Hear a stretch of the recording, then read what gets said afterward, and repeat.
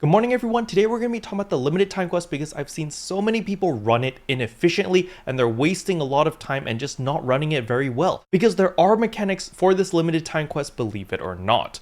But before we jump into all of that, if you're new to the channel, I upload NGS content daily, so if you do play this game, I would really appreciate a subscribe as it really helps out the channel. Anyway, without further ado, let's begin the video.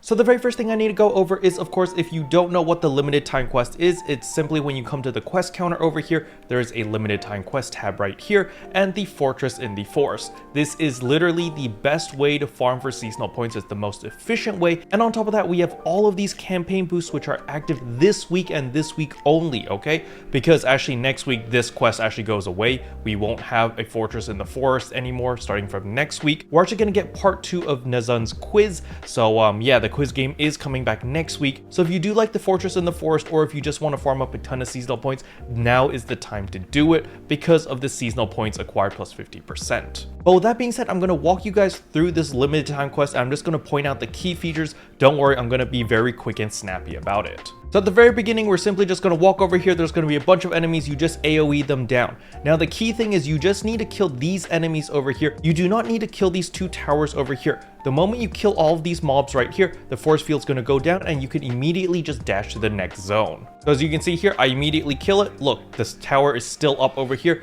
but the force field's going down and we are just dashing to the next area. Now, once we get over here, there's going to be 2 fatties over here. Again, you just take them out really quickly. Now, once both of them are down, the next thing over here is you want to ignore all of these mobs. You see all of these mobs, all of these towers, and then there's also a Blastasigne all the way up here. You're literally just going to aggro all of these mobs, and there's going to be a flower that you can see right here. You're literally going to hit the flower and it's going to insta-kill everything over here, all right? So you're going to see me here. I'm simply just going to dash through everything, so I damage them a little bit, aggro directly to the flower. I'm going to drag everything to the flower, and explosion, look at that, they are all dead, and the force field is down, and we can go to the next zone. And you can also see over here that I'm doing the parkour part to pick up the Blastasigne, which is immediately going to allow me to use my Photon Blast. So you can see over here, the force field is down. We move on to the next zone, and immediately we're going to be greeted by those space meteorite alien things that are going to blast right here. We're immediately going to jump up here and we're going to blow up this pillar right here. We're going to ignore everything, blow up this pillar. Once this blows up, it's going to kill all of the mobs behind us, and immediately we're going to aggro the Rockbear into the flower over here, because this flower actually takes away 20% of his maximum HP. I don't actually know if it's 20%, but it does a ton of damage. So you're going to see right here, I'm simply just going to explode this. But once that blows up, I'm immediately going to run over to the Rockbear. Now, someone already aggroed the Rockbear towards the flower, so I'm just focusing on the flower over here. He's going to do his body slam thing, and here it is. The flower explodes, does a ton of damage. I don't actually know how much damage it dealt, but it's okay. Once that happens, I'm going to use my Photon Blast, and immediately there's another Blastasigne right here, and boom, I've got another charge of my Photon Blast. Now, whenever these are available, then you want to destroy them. However, if you have perfect coordination, you wait for these to open, and there's actually like a giant pillar that you can explode on the left side, and you just blow that up, and it actually breaks all of these instantaneously, all 3 of them actually. So it saves you a little bit of time, but for this run, you know, I wasn't on top of things. I messed up a little bit. Now, on top of that, after using my second Photon Blast, you can see there's another Blastasigne up here, so you can pick that up again. So that literally means you have 3 Photon Blasts that you can unleash on each of the bosses, whether it be the Rockbear or the Bujin or the Raylan or whatever the other guy is going to be. You just unleash Photon Blast after Photon Blast after Photon Blast. Because remember, when you pick up a Blastasigne, it resets the cooldown for your Photon Blast. So normally your Photon Blast does have an internal cooldown, but the moment you pick these up, it resets it, so you don't need to worry about it. Now, once you kill both bosses, you're going to run over here to the next zone, which is of course the car, and we need to protect Truck Coon over here. The very first thing you need to do is pick up the gun, all right? Ignore everything else. I know you might have like the ultimate build with a bajillion damage. It doesn't matter. You pick up the gun. The gun is going to be better than any endgame build, okay?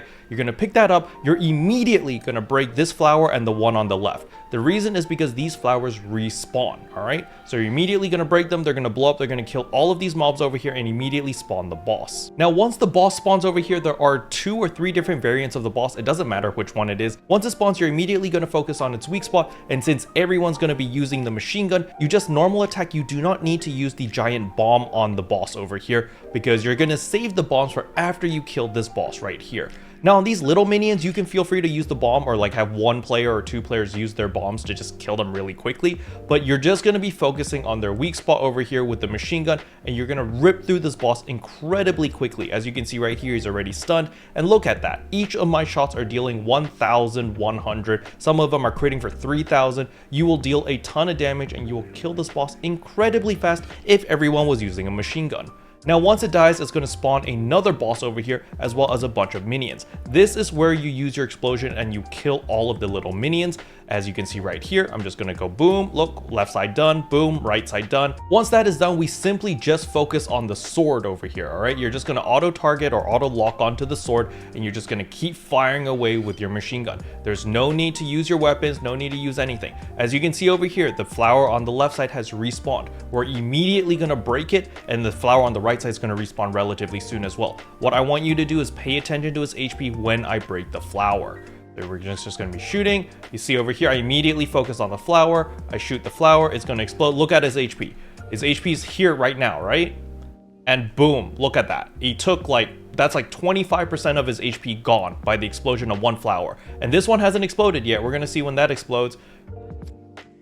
And boom, look at that. That's another. So we basically went from like 75% HP down to 25% HP. So 50% of its health just got chunked immediately because of those flowers. So you want to make sure that you do it, and you're going to stun the boss as well. So once he's stunned over here, you get plenty of time to do tons of damage. As you can see, my gun is still active. I literally got the cannon the moment I could, and it lasted throughout the entire fight. I killed all of the bosses with this cannon. The only part where I won't be using the cannon is of course the giant rappy that spawns right here. I don't have my cannon anymore, so I'm just gonna normal attack and just beat him up. And there you go. As long as you break all the flowers, pick up all the Blastasignes, use your Photon Blast, as well as pick up the gun at the very end and break all those flowers, you're simply gonna tear through this limited time quest in under 5 minutes.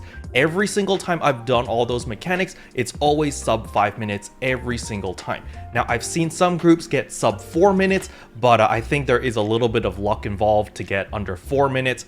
But at the worst case scenario, even if you're the only person doing the mechanics and everyone else is goofing off, you're still gonna be able to complete the run in under 6 minutes, all right? So as long as everyone knows what they're doing, you're gonna get sub 5 minute runs every single time, simply by taking advantage of all of the mechanics that the game provides for you. Special thanks to all the members for supporting the channel. It really means a lot to me. Thank you again. But yeah, that's all I wanted to cover in today's video. Hopefully you guys found it helpful. If you did, I would appreciate a like and a subscribe, and I'll see you guys in tomorrow's video. Bye.